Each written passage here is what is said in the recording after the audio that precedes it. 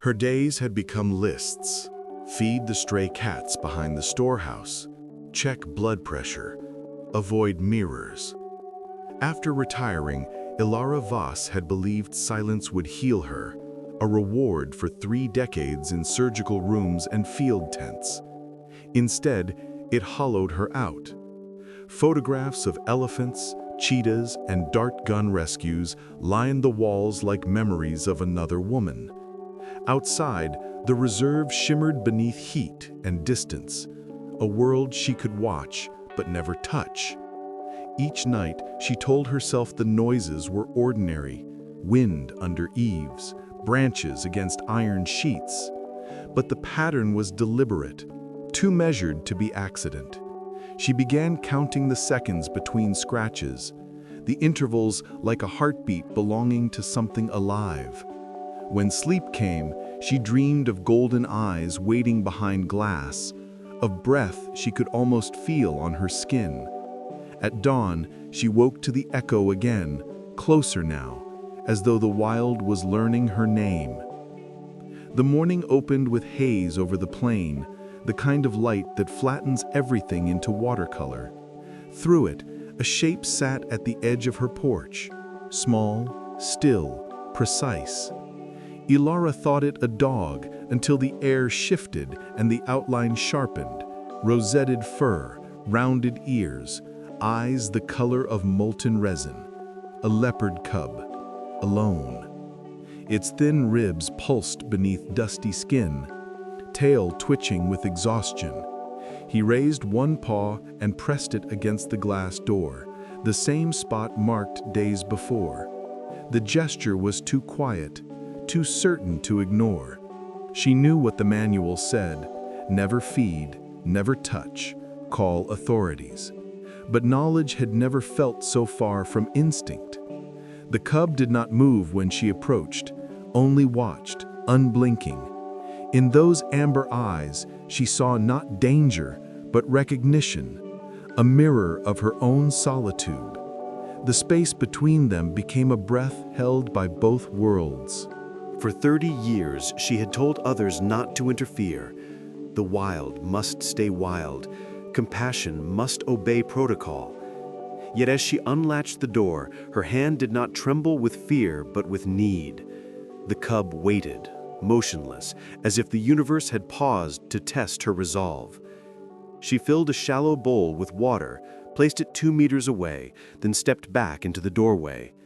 The cub approached, drank, hesitated, then began to eat the fragments of meat she laid beside it. Each motion was careful, reverent, as if they were performing a ritual older than either species. When he finished, he looked up once more, water dripping from whiskers, dawn burning along his spine. Something in that stillness cracked her silence. Rules had kept her safe, but they had also kept her empty. The wild was no longer outside her threshold. It was sitting before her, breathing her air. He returned the next dawn, smaller somehow against the vast horizon, ribs sharper, steps slower. Elara left the door ajar this time.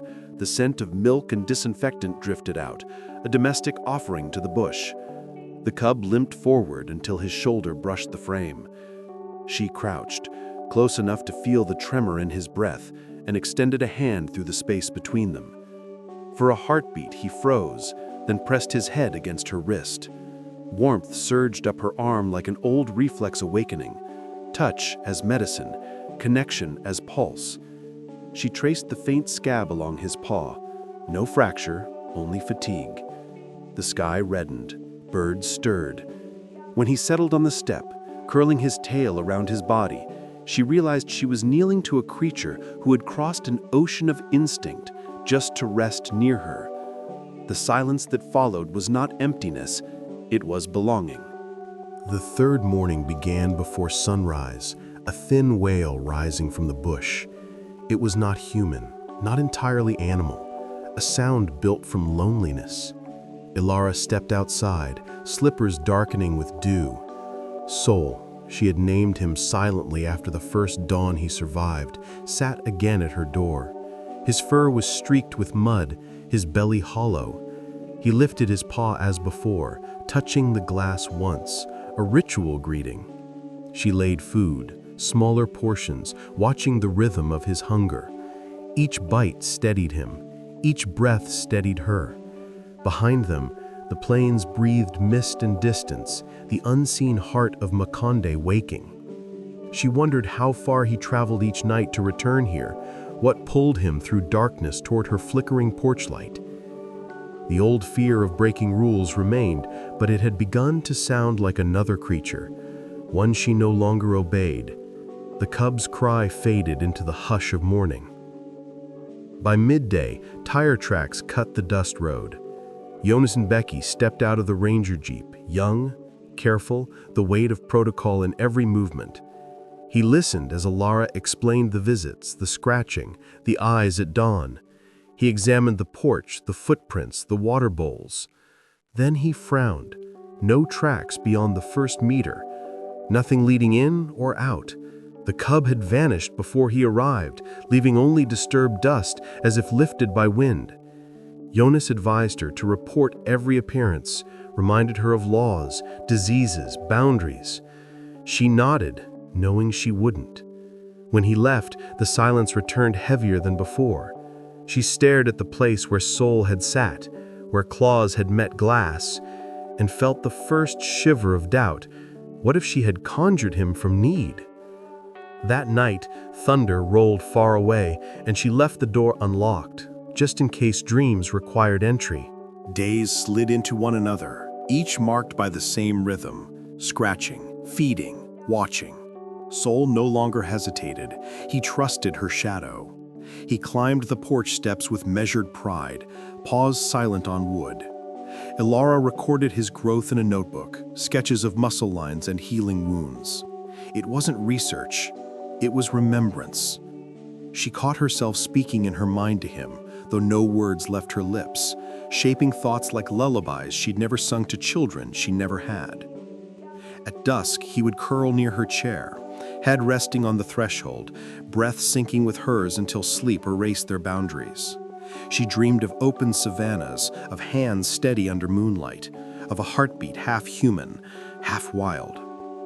When morning came, she woke before him, afraid to move, afraid the moment would scatter like dust if acknowledged aloud. The world outside kept turning.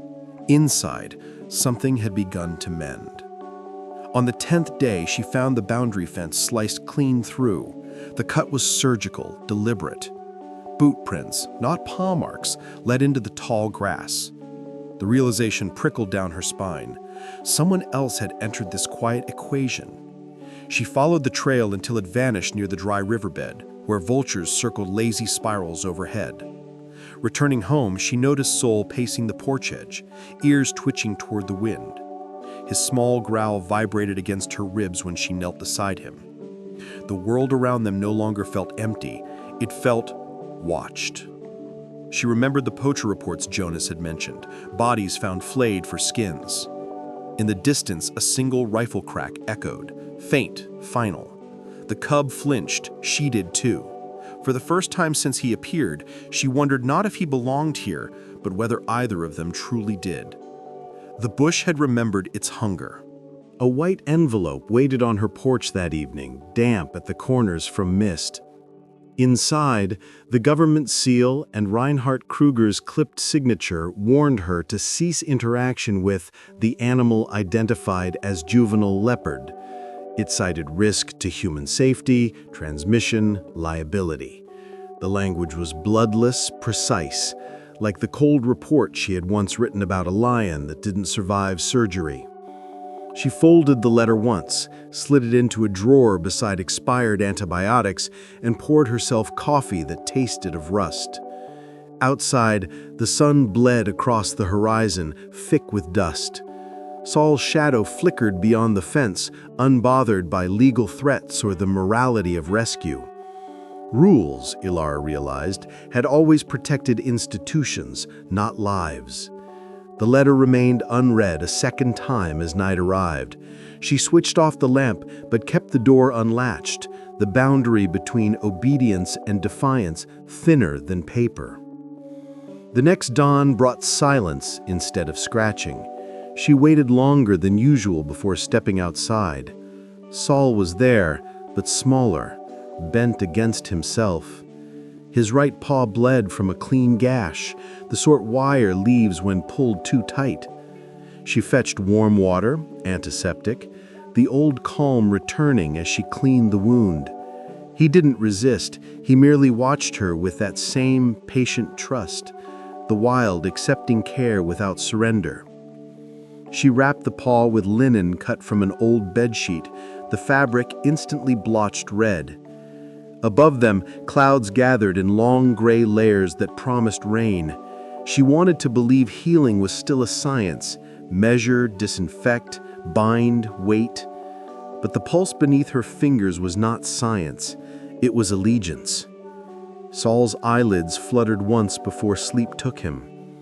For the first time since retirement, Elara felt purpose rise again, fierce and inconvenient as the weather closing in.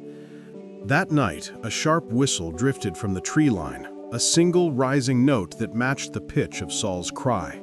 Elara froze on the porch, eyes combing darkness. Wind should have carried randomness, but this sound repeated, measured, practiced.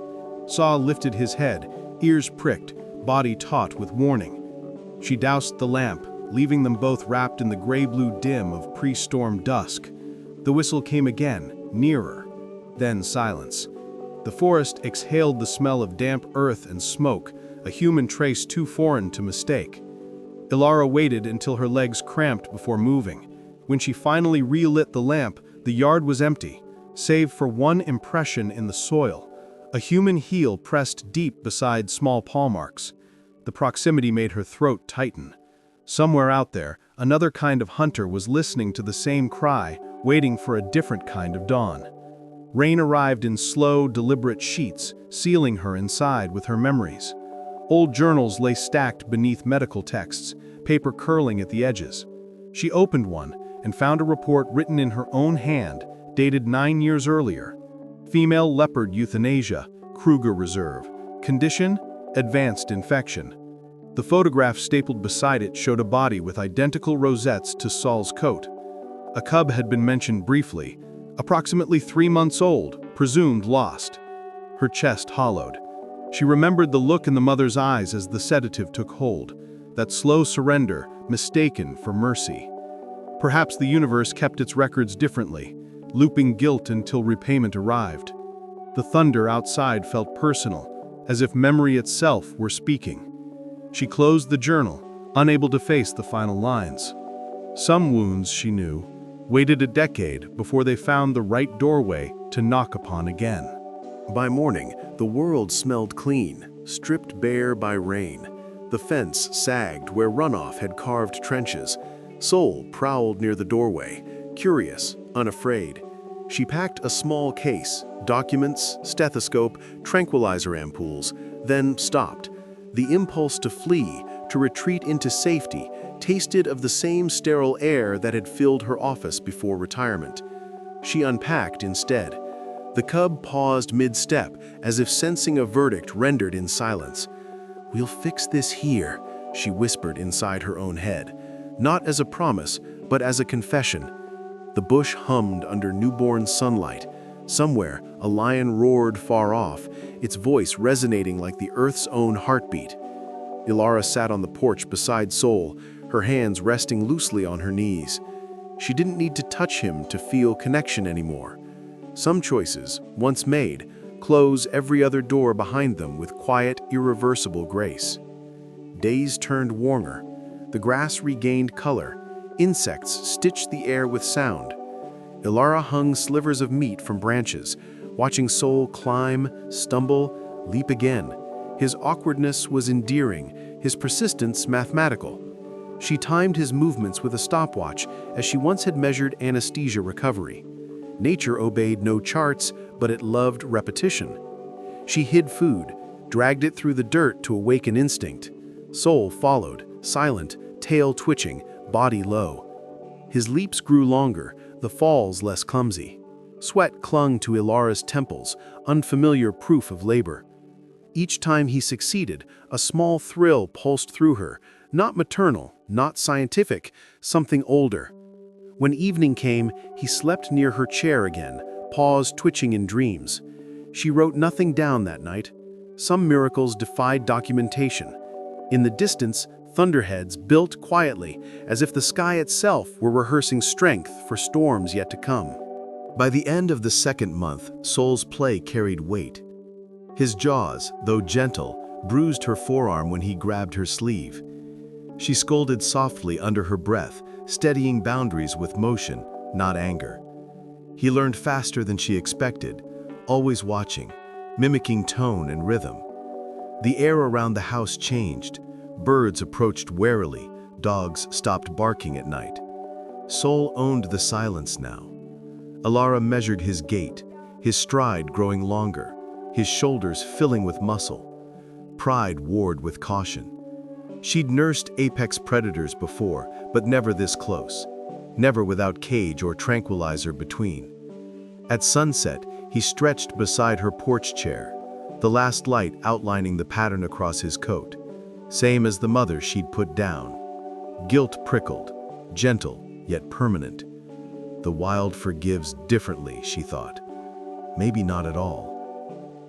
The next day, distant engines hummed, the sound of humans moving closer again.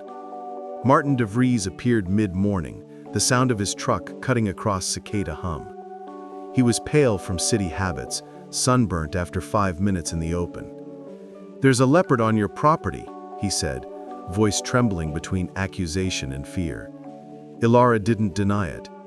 He spoke of grandchildren, insurance, headlines. Every word echoed society's hunger for control disguised as caution. She promised fences, reports, safety measures, empty gestures meant to end conversation. When he left, Sol emerged from the brush, head low, eyes following the dust trail of the departing truck. He huffed once, a small exhale of disdain, then lay down on the warm ground. Elara watched his chest rise and fall, knowing Martin's complaint would not end here. Rules, once disturbed, draw attention. She felt it then, the fragile circle closing in, bureaucracy and wilderness circling the same vulnerable heart she'd tried to protect. Storms never come alone. The evidence appeared one dawn. Feathers scattered in a perfect ring near the porch. A guinea fowl. Small, neck broken cleanly, body untouched. Sol sat beside it, waiting. Not triumph, not apology, only calm offering. The instinct had awakened, but restraint remained. Elara knelt, examined the wound. Precise bite depth, no shredding. A perfect, merciful strike. She whispered a thank you she didn't say aloud. He was learning what it meant to take life without cruelty, survival without chaos. The wild had begun teaching him what she could not. The sight stirred something deeper, pride threaded with grief. The cub, who once trembled, now stood poised between innocence and hunger. As sunlight split the trees, Sol turned away from the carcass, eyes on her. The question there was ancient. Do you still trust me, now that I'm becoming what I was born to be? She did not answer. She simply stayed. Jonas returned unannounced, notebook in hand, face weathered by field dust. He watched Sol from a distance, noting size, demeanor, control. "He's nearly 6 months," he murmured, impressed and worried. The department wanted updates, data, assurances. Elara gave statistics stripped of emotion, weight, feeding patterns, behavior logs.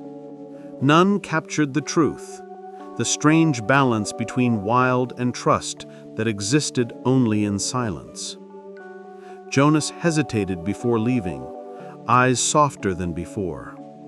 "He's still an animal, Dr. Voss," he said quietly. "Remember that." When the jeep disappeared down the track, Elara exhaled the tension she hadn't admitted she carried. Sol approached, brushed against her knee, and she realized the ranger was right in every way that didn't matter. The line between species was real, but fragile as wind-blown ash.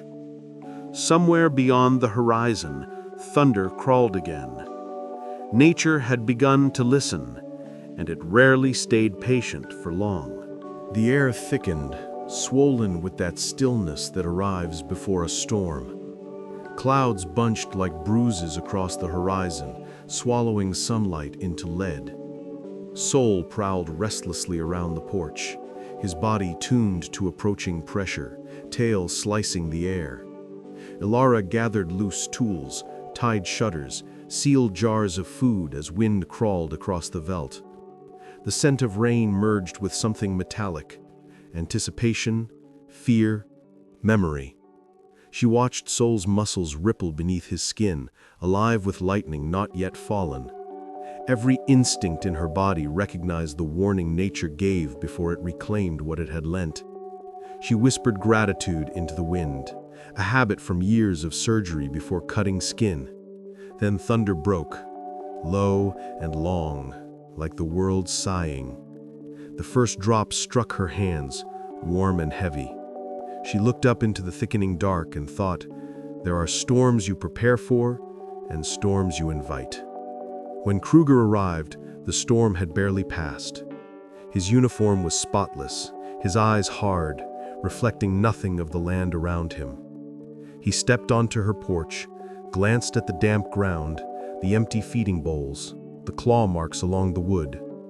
"You've crossed a line," he said without accusation, simply as fact. Elara's silence was answer enough. He spoke of liability, infection, government funding, danger. She watched his lips move and thought of leopards in cages, tranquilized into submission, photographed for donor reports.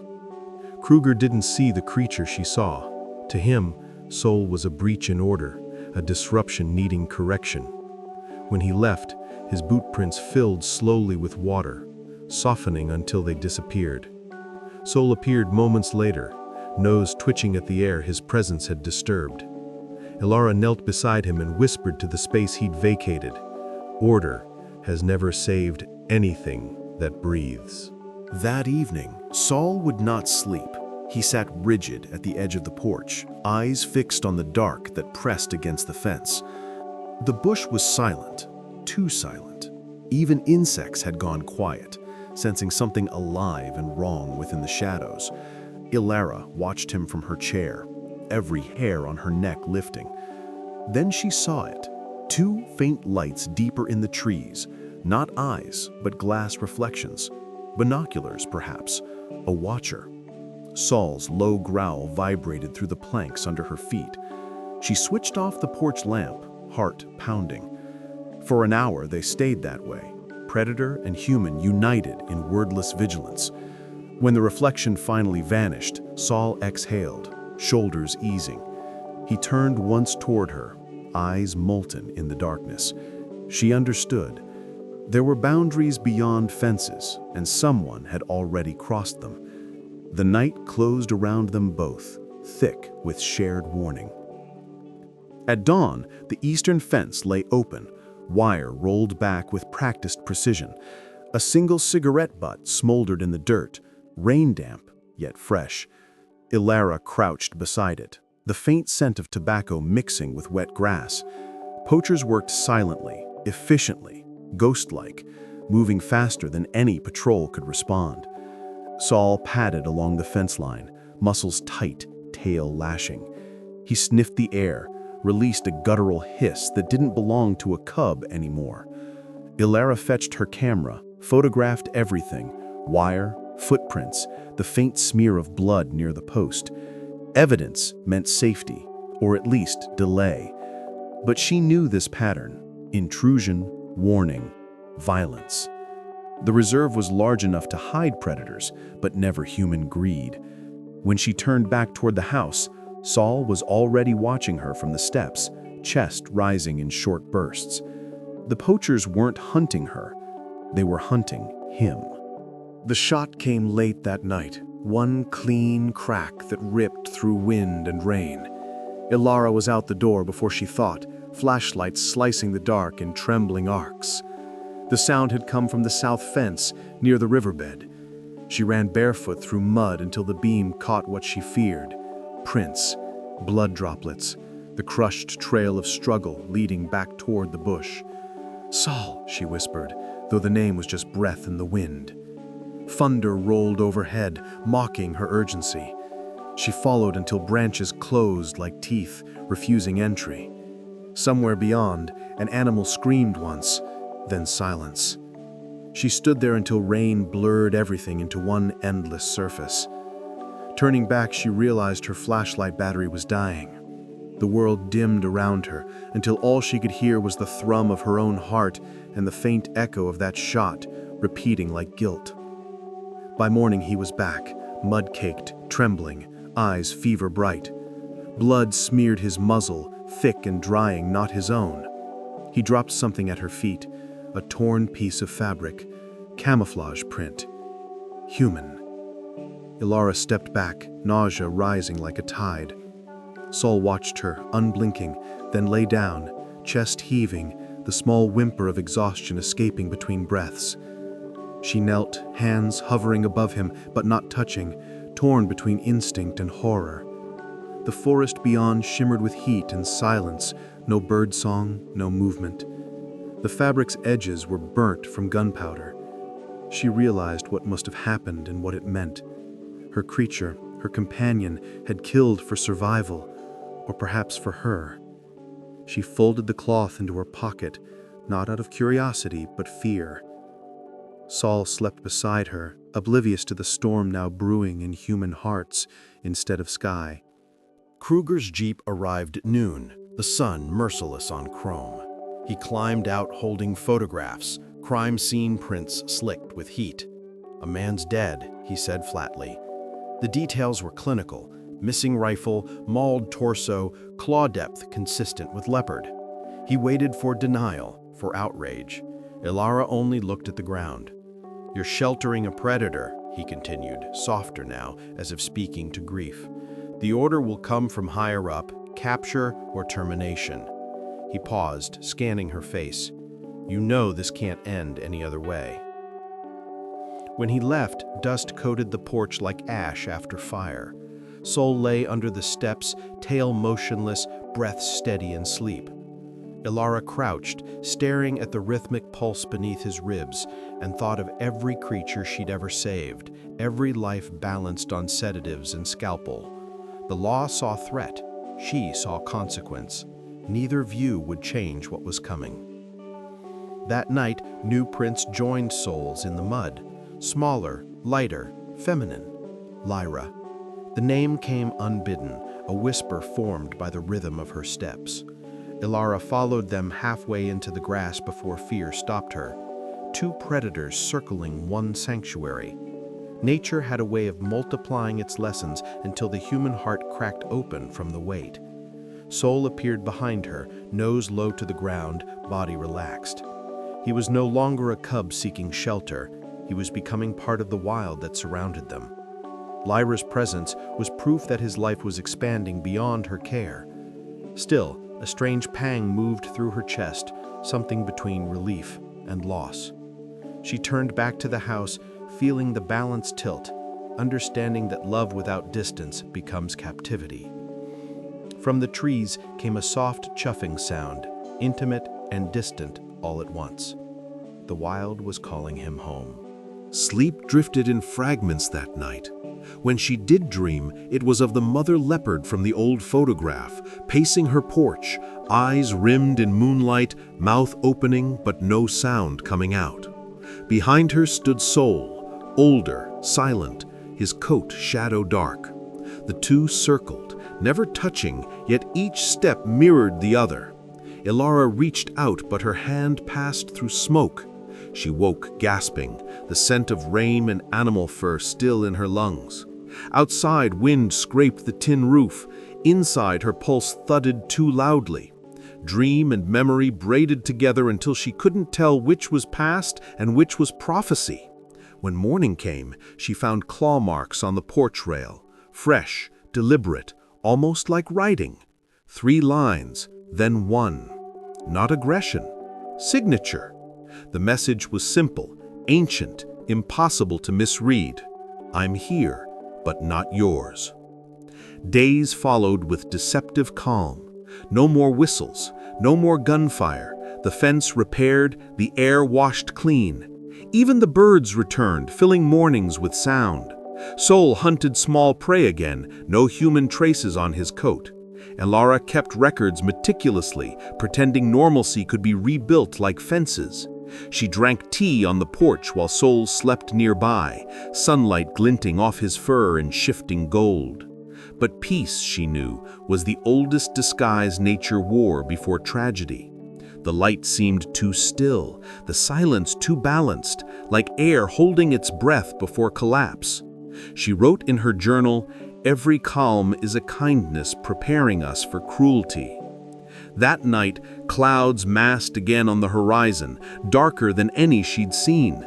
In their silent flicker of lightning, she thought she saw shapes moving, 2 figures, one human, one wild, each walking toward the other, neither willing to stop. The storm returned with no warning, flattening the grass and swallowing the horizon. Rain ran in veins down the windows, turning the world to blurred silver. Sol was gone. Elara stepped outside barefoot, her robe clinging to her legs. The earth pulsed under every step, thick with water and mud. Near the riverbank, she found prints, wide, deep, already filling with rain. Leopard tracks, deliberate, moving toward the hills.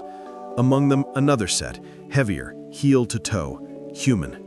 She crouched, touched the edges of both, the warmth still trapped beneath the surface. Wind lifted her hair, carrying the faint metallic scent of blood. The prints disappeared at the bend of the dried stream, erased by the downpour. Elara stared into the dissolving trail, the world becoming unreadable. Lightning split the sky, and for a heartbeat she thought she saw him, Sol, standing between trees, then gone, like something memory had invented. Night dropped without gradient, sudden as a wound. The rain eased to drizzle, the sound of insects returning timidly. Then came the shot, a single burst echoing across the veldt. The noise cut through her chest before her mind registered fear. She ran, flashlight beam lurching with each breath. The smell of gunpowder mingled with wet earth, unmistakable. She shouted nothing. The night had no mercy for names. A second crack followed, farther away, then silence heavier than thunder. When she reached the clearing, there was no one, only a patch of disturbed soil and the faint impression of a rifle stock in mud. The air trembled with aftershock, a silentless ringing that hollowed the space behind her ribs. She waited for movement, for breath, for anything alive. Nothing answered. The bush exhaled slowly, a predator's patience reclaimed. Somewhere unseen, the storm gathered itself for another blow. Morning came gray and heavy. Rain turned to mist. Elara found it near the fence.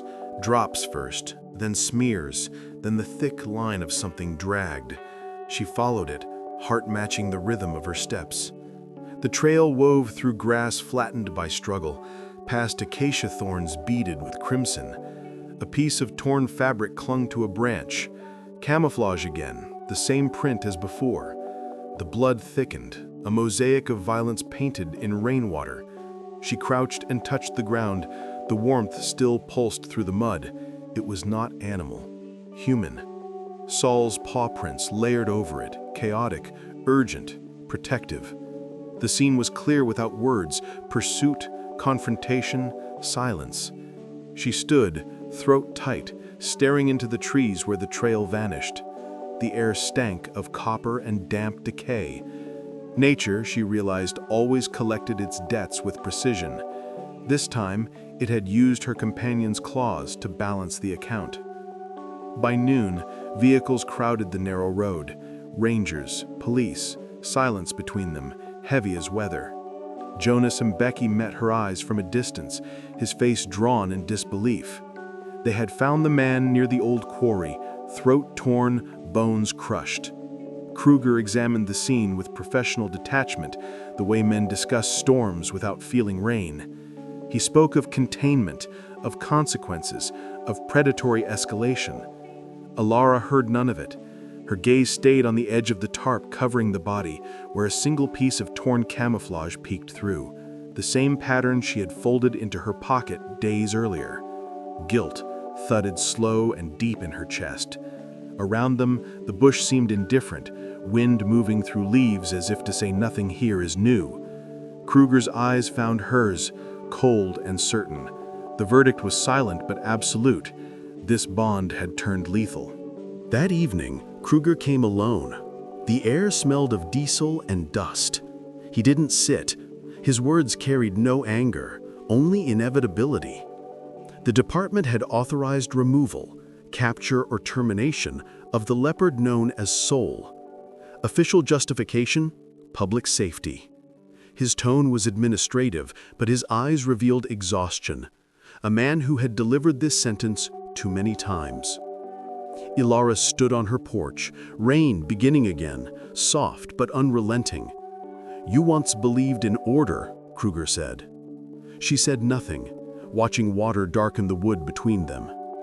He left papers on the rail, raindrops spreading the ink until names became rivers. The jeep's engine faded into distance. Elara picked up the pages and let them dissolve in her hands.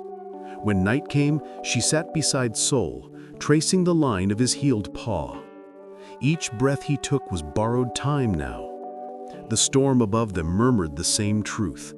Mercy and law never coexist. Sometime after midnight, she prepared the syringe. Tranquilizer, not poison. Her hands were steady, the old discipline returning like muscle memory. Soul lay at the porch edge, restless, muscles twitching in dreams. She whispered nothing, only exhaled as the needle slid beneath fur. His eyes opened once, confused but unafraid, then closed again. She watched his breathing slow, the rise and fall like tide withdrawing from shore. When his body went limp, she lifted his head onto the blanket, every motion a quiet apology. Outside, the wind sharpened. She would drive him deeper into Makonde before dawn, away from fences, away from Kruger's reach. The truck waited with engine low, its lights swallowed by fog. She touched Soul's fur one last time before wrapping him in canvas. The moment held a strange peace. To save him, she had to disappear him. Love often required erasure. Jonas arrived as she was loading the truck, his headlights slicing the rain. He stepped out, disbelief raw on his face. No questions, he understood immediately. For a long time they stood in the drizzle, the silence between them louder than any argument. Finally he said, "They'll call it obstruction." She nodded. He rubbed a hand over his mouth, torn between duty and empathy. "If he lives free," he murmured, "they'll make it your crime." Elara fastened the tarp tighter. "Then let it be mine," she answered quietly inside her head. Jonas helped her lift the cage anyway. When the engine started, he stepped back, letting mud splash across his boots. In the mirror, his figure blurred by rain, shrinking until only the beam of his flashlight remained, moving once in farewell. The road ahead curved into blackness, the sound of tires blending with thunder like the closing of a door. By morning, Makonde trembled with activity. Rangers fanned through the reserve, drones circling overhead, radios crackling with coordinates. Reports spread fast. Predator relocated, tranquilized female nearby, unidentified vehicle tracks. Elara parked miles away, carried Soul's limp body under tree cover until her arms burned. She chose a hollow beneath a granite outcrop, hidden from air patrols, thick with moss and silence. The drug began to fade, his muscles twitched, breath deepening. She left a carcass nearby, an offering for hunger's return, then brushed mud from his whiskers. When his eyes opened, disoriented but alive, relief struck so fiercely it felt like grief. She turned away before instinct confused him again. As she walked back to the truck, helicopter rotors drummed distantly, chasing ghosts. Every footprint she left filled quickly with rain, erasing her crime before morning. Mercy, she thought, is simply another kind of disappearance. 2 days passed before her body gave out. The fever came first, aches that climbed her spine, breath ragged from exhaustion. She had walked miles through rain and panic, eating little, sleeping less. Now the silence inside the house pulsed with her heartbeat, heavy and uneven. She tried to stand, failed, crawled toward the window. Through the haze, she thought she saw movement at the edge of the trees, amber light reflected in eyes she knew too well. Relief or delirium, she couldn't tell. Her vision narrowed to a tunnel of gold and gray. Somewhere beyond the thunder, she heard a familiar cry, soft and urgent. She whispered something that might have been his name before darkness gathered behind her eyes. The storm outside thickened again, as if the sky itself refused to let her go quietly. Lightning struck close enough to rattle the windows. The air tasted metallic, charged, alive. Rain lashed the house with the fury of something cleansing or condemning. Elara drifted in and out of consciousness, the floor beneath her cold, rising water inching across the tiles. The power had died hours ago. Shadows breathed in corners. Outside, branches split and fell, and the old roof groaned under wind's assault. Somewhere between thunderclaps came a heavier sound. Footsteps, deliberate, splashing through puddles toward the porch. She tried to lift her head, failed. The door creaked open, a rush of cold and rain sweeping in. A dark silhouette filled the frame, shoulders broad, movement fluid. She recognized it even through the haze. Soul, soaked, bleeding, eyes wide with alarm. The wild had returned not as myth or memory, but as salvation made flesh, stepping through the doorway she had never truly closed. The generator sputtered, coughed, then died. Darkness swallowed the house completely. Water pooled around her knees, carrying fragments of paper, pens, a shattered cup. Elara tried to crawl toward higher ground, hands slipping on the tile. Soul's outline moved near the doorway, his breath fogging in the cold air, his eyes two amber embers cutting through the dark. Each flash of lightning froze them, woman and beast, bound in the same storm. Thunder rolled across the roof, shaking the timbers loose.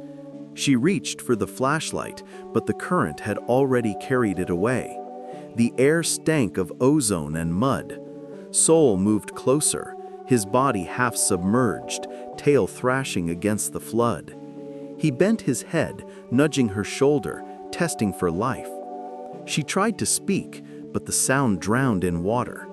The wild she once feared now stood between her and oblivion, unafraid of the collapsing world around them.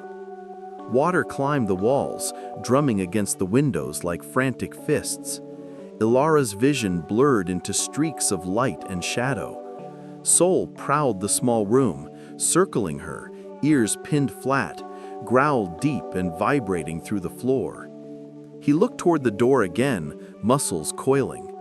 Then, with a sudden surge, he pushed his weight against the swollen wood. The lock snapped.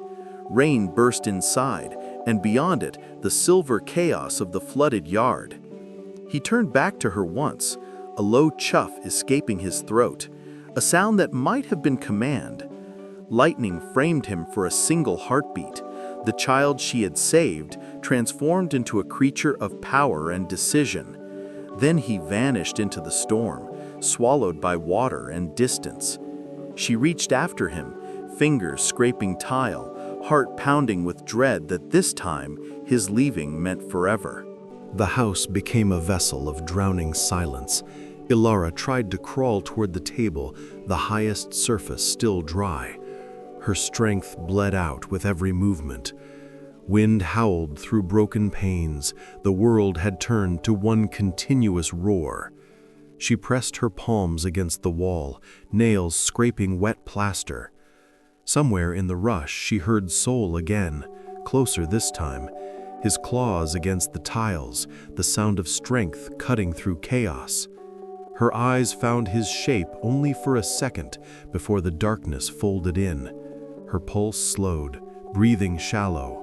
Rain traced patterns across her face, indistinguishable from tears. The last image her mind held was of a great shadow moving beside her, lowering its head, the warmth of fur against her cheek. Then everything went silent except the storm's heartbeat, deep and endless, pounding through the earth. At first light, the storm eased to drizzle. Jonas arrived with the rescue team, boots sinking deep into mud. The front door hung open, half torn from its hinges. Inside, debris floated like wreckage from another world. Then they saw it, drag marks through the flooded floor leading outside. Parallel to them ran the prints of a large leopard, clear and unhurried. The trail climbed toward the ridge behind the house, through grass flattened by rain. 50 meters up, they found her. Elara, lying on dry ground, unconscious but breathing. Around her body, the mud bore the imprint of claws, not gouging, but cradling, as if she had been carried. Jonas knelt beside her, pressed fingers to her pulse, eyes searching the tree line. Between branches, a faint shape watched, sleek, motionless, eyes burning gold. Then, as the team approached, the figure turned and disappeared into the dripping forest. Elara awoke to the smell of smoke and antiseptic. A lantern flickered beside her, casting thin gold across the ceiling. Jonas sat nearby, mud still on his boots, exhaustion deepening the lines on his face. She tried to speak, but he raised a hand, gesturing for rest. Outside, dawn broke pale over the drenched land. Through the open window came the faint cry of a hornbill, the world slowly remembering itself. She turned her head toward the light and caught a glimpse of footprints pressed into drying mud outside, large, deliberate, perfectly spaced. The team had taken photographs, she knew, evidence. But inside her chest, another kind of proof settled, wordless and certain. The creature she had once tamed, once hidden, had dragged her from drowning to life. Salvation, it seemed, wore the same shape as danger when viewed from a different storm. The hospital smelled of disinfectant and rain-damp earth carried on visitors' boots. Machines whispered in rhythms that felt too human, too fragile. Elara lay still beneath white sheets, mind drifting between memories and the pulse of monitors. They said she'd been unconscious for a day and a night, found by chance, saved by luck. She knew better. Luck didn't leave paw prints. When she closed her eyes, she saw water glinting off fur, the flicker of amber eyes under lightning. She felt gratitude pulse through fear, the same duel's heartbeat she had lived with since the first scratching at her door. A nurse replaced her IV, said something about rest, but Elara's mind was already in the trees. Outside, rain whispered against the window like claws, gentle, rhythmic, patient. The wild had not abandoned her. It waited, always just beyond glass, watching to see if she would wake. Kruger stood at the foot of her bed, days later, hat in hand, posture rigid. He spoke quietly, the words shaped by discomfort. "Predator intervention likely," he said, eyes averted. "Tracks confirm animal contact. Unclear sequence of events." His report refused to name the miracle outright. Bureaucracy demanded doubt, even when evidence glowed like truth. Elara studied his face, creased, weary, burdened by the weight of procedure. The man who once demanded death now stood silenced by proof of compassion he couldn't categorize. He left the file on her bedside table. On the final page, under remarks, he had written a single sentence in pencil. Sometimes the wild remembers kindness. When he walked away, she closed her eyes. For the first time in years, she prayed, not to gods or laws, but to the untamed heart of everything that had spared her. Outside, thunder rolled once, softly, like acknowledgement. Jonas arrived at dusk, carrying his hat rather than wearing it. He didn't speak until the room had quieted completely. Then, he placed a photograph on her blanket. Mud, footprints, drag marks. "He pulled you out," he said simply, as if the truth no longer required explanation. The image showed distinct paw prints pressed deep beside her own trail. She traced them with trembling fingers, each curve a story written in silence. Jonas's voice softened. "They'll close the case. Officially, it'll stay a mystery." He looked toward the window, where rain streaked the glass like veins of mercury. Some things don't need witnesses. When he left, Elara stayed staring at the photo until the edges blurred. It was more than evidence. It was a covenant. The wild had reached across its ancient divide, and she had been chosen to carry its secret. When Elara returned home weeks later, the air still smelled of floodwater and ash. The roof sagged, the porch warped, the fence bent like tired bones. Yet the world had grown around the ruin, grass greener, insects louder, life insisting on itself. She rebuilt slowly, cleaned debris, rewired the lights, patched holes. At night she sat on the same chair, blanket around her shoulders, listening. Some nights, the silence was just silence. Others, it pulsed with unseen movement, the soft rustle of leaves, the low grunt of a distant cat. She never turned on the floodlight. The darkness felt sacred now, protective. On the third evening, she found a carcass laid neatly at her doorstep. Fresh impala, unbitten, unclaimed. A gift, or a message. She understood it immediately. Proof of life, proof of allegiance. She whispered thanks to the shadows, and the shadows exhaled acceptance. From that night onward, she sensed him more than she saw him. Sometimes a glimmer between trees, sometimes the echo of heavy breath on the wind. Sol never approached the porch again, but his presence circled like weather, predictable in its unpredictability. She began sleeping with curtains open, so the moon could spill across the floor and touch the empty space where he used to rest. Life resumed its quiet rhythm. Reports stopped, neighbors forgot, the world moved on. Yet every dawn carried the same small pause before birdsong began, the same hush she had learned to recognize. She'd step outside with her coffee, heart braced for absence, and somewhere beyond sight, something stirred. The bush accepted her now, claimed her as part of its slow, watchful breathing. The wild had forgiven her trespass. Forgiveness, she realized, was never spoken. It was the decision to keep returning, unseen, and stay. Weeks later, an envelope arrived. No government seal this time, only her name typed in precise black letters. Inside, a single page. Case 42B suspended. No further capture authorized. Beneath the signature, Kruger's handwriting scrawled faintly. The wild has its own jurisdiction. Elara set the paper beside her teacup, wind flipping its edge like a heartbeat. The world outside was restless again, clouds stretching low across the veldt, thunder muttering from the east. She walked the fence line, touching the repaired wire, feeling the faint vibration of life beyond. Somewhere out there, Sol hunted freely, a creature once bound by fear, now written into myth.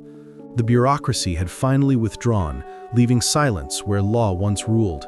She smiled at the thought, how authority always arrived too late to govern miracles. Night crept over the plains, the first stars appeared. She whispered his name once, not as claim, but as a benediction. The dry season arrived quietly, bleaching the grass to gold.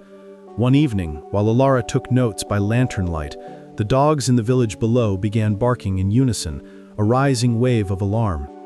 She stepped outside, heart thrumming. Across the clearing, two shapes moved in parallel, fluid and silent. Sol emerged first, larger now, his body an orchestra of muscle and light. Behind him, a second figure, sleek, cautious, her rosettes finer, eyes pale and sharp. The female's gaze locked on Elara, assessing without fear. Lyra. She had returned, and not alone. They lingered at the edge of the tree line, sharing a stillness that carried its own language. Sol turned his head slightly, a small dip, an echo of memory. Then, without sound, they vanished back into the bush.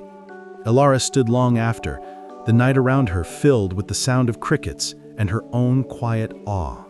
The following dawn burned orange, a light too alive for morning. Sol appeared again, alone this time, moving with deliberate slowness toward her porch. His presence filled the air with gravity, the space between them alive with what could not be spoken. He stopped a few meters away, chest rising steady, tail low, a posture neither threat nor submission. Elara stood motionless, tears gathering without permission. In the silence, understanding passed between them. His eyes held memory, the cage she'd opened, the storm she'd survived, the impossible distance they'd bridged. She lifted her hands slightly, not to summon, but to bless. For a moment, the air shimmered, the world narrowing to one shared breath. Then Sol turned, muscles rippling under sunlight, and walked back toward the trees. The sound of his departure was soft, almost kind. Parting, she realized, was not loss, but proof that freedom had taken root. Rain returned that evening, a soft curtain across the plains. From her porch, Elara watched lightning bloom behind the acacias, each flash revealing silhouettes that no longer belonged to her. Two shapes, side by side, paused once at the horizon before dissolving into night. She imagined their paws pressing into the wet earth, their bodies moving as one rhythm through the wild. Around her, the storm whispered fragments of memory. Claws on glass, amber eyes, the pulse of a shared heartbeat beneath floodwater. The world felt both vast and intimate, as if every gust of wind carried their scent. She turned off the lantern, letting darkness reclaim the house. Somewhere beyond, life continued, hunting, mating, surviving. She whispered her final goodbye not as farewell, but as release. In that surrender, she felt the wild exhale, a quiet acknowledgement that its child had finally gone home. The story spread in fragments. Locals spoke of a woman saved by the same predator she once raised. Some called it legend, others called it madness. Elara never corrected them. Truth, she had learned, belonged to the listener. When reporters arrived, she offered coffee, not answers. The prints in the mud had long washed away, but the questions remained. What separates mercy from danger, love from possession, instinct from grace? Sometimes, alone at night, she replayed the storm's echo in her mind and wondered whether salvation had been deliberate or accidental. It no longer mattered. Survival was its own truth.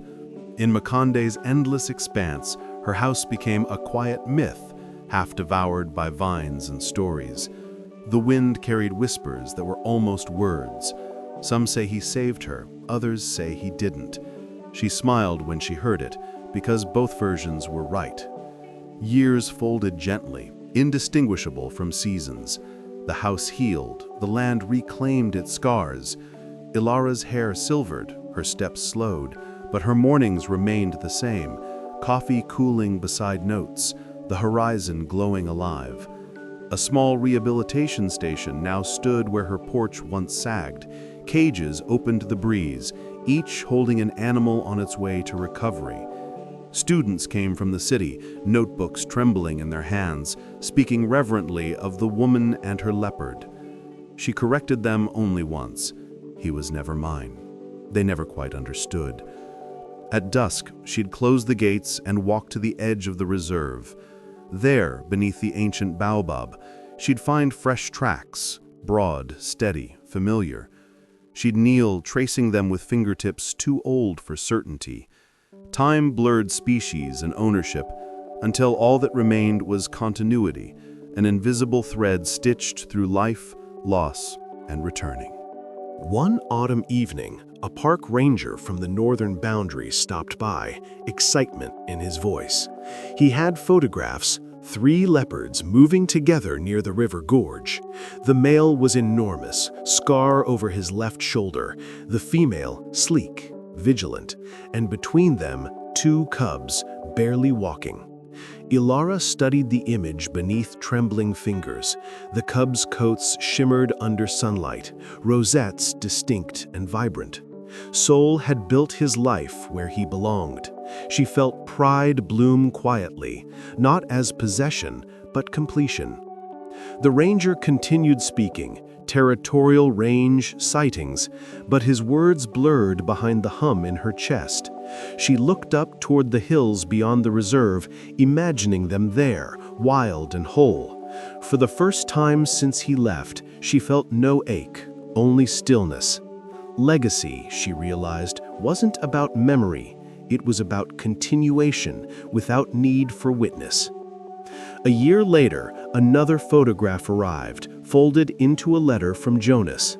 This time, the frame caught one of the cubs alone, staring directly at the camera.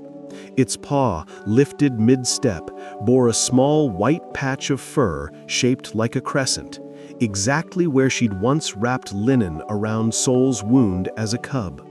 The sight emptied her lungs. She ran her thumb over the print until the image smudged. The mark wasn't inheritance, it was memory embodied, proof that kindness leaves its own lineage.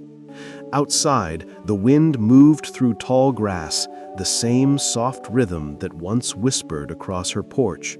She closed her eyes and imagined Sol watching from the edge of the trees, his cub carrying forward the story neither of them had words to tell. Time had translated love into something permanent, visible only to those who looked closely enough to see. Before dawn one morning, a sound lifted her from sleep, the faint, questioning chirp of a young leopard. She rose slowly, joints aching, heart thrumming in disbelief. The air was pale blue, the world still half asleep. She opened the door, and the clearing lay empty, except for dew glinting like stars fallen onto grass. But she heard it again, closer this time, the same small call that once drew her to a trembling cub at her window. Memory or echo, she couldn't tell. She smiled, standing barefoot in the cool earth, letting the past and present fold together.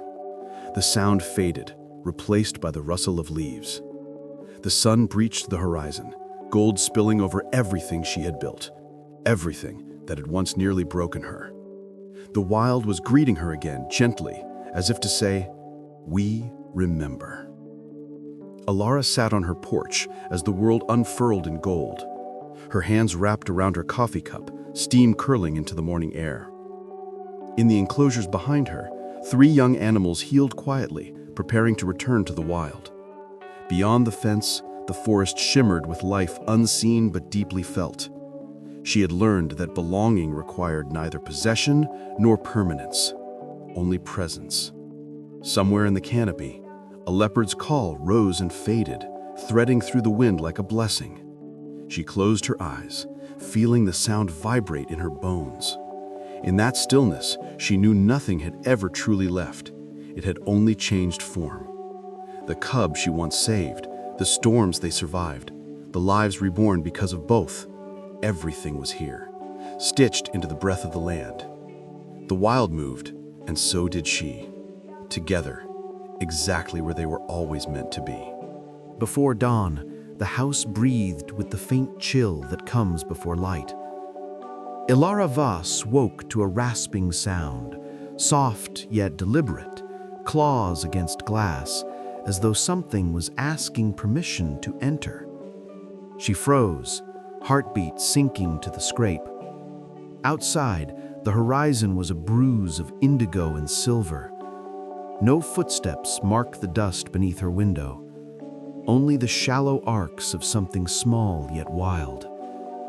The air carried a scent of wet iron and crushed grass, the kind that clings after a hunt. Elara stepped closer, eyes adjusting, breath clouding the pain. A single paw print smudged the lower edge of the glass, tiny, perfect, trembling with dew. 32 years spent healing the wild had not prepared her for this silence, this pulse of wilderness pressing from the other side. The scratching stopped, but the echo of it settled inside her bones like a call waiting to be answered. She waited, listening. The world outside her cabin held its breath. Somewhere beyond the tin roof, a hornbill cried once and fell silent. The faint scrape returned. 3 slow strokes, then stillness. Elara pressed her palm against the glass. It came away damp, warm from unseen breath. She remembered the briefing papers, the warnings. Makonde Reserve's border wasn't safe for living alone. Poachers, predators, storms that erased roads. Yet here she stood, in a house that smelled of dust and antiseptic, staring into pre-dawn mist for proof that something still needed her. The scratching ceased as daylight edged the horizon. When she opened the door, the step was empty, but a single tuft of golden fur clung to a splinter of wood. She lifted it between her fingers. Sunlight caught it, turning it briefly to flame.